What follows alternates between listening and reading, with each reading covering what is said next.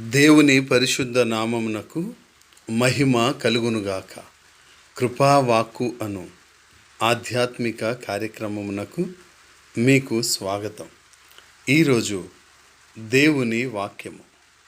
ఆకాశ పక్షులను చూడుడి, అవి విత్తవు, కోయవు, కొట్లలో కూర్చుకొనవు, అయినను మీ పరలోకపు తండ్రి వాటిని పోషించుచున్నాడు. మీరు వాటికంటే బహుశ్రేష్ఠులు కారా? మత్తయి సువార్త 6వ అధ్యాయము 26వ వచనం. ప్రియులారా, ప్రకృతి మనకు ఆధ్యాత్మిక పాఠాలను నేర్పిస్తుంది.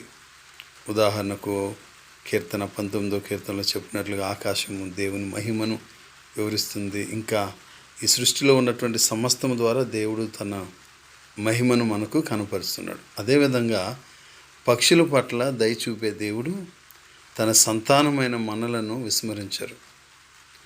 మనం మన తండ్రికి బహుశ్రేష్ఠులం గదుగా మనకు కావలసినవి ఏమైనా ఆయన సమకూరుస్తాడు.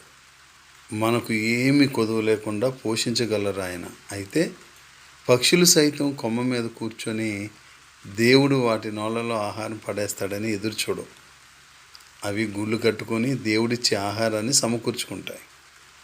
మనం కూడా సమకూర్చుటకు ప్రయత్నిస్తే సమస్తాన్ని మనకు సమకూరుస్తాడు దేవుడు.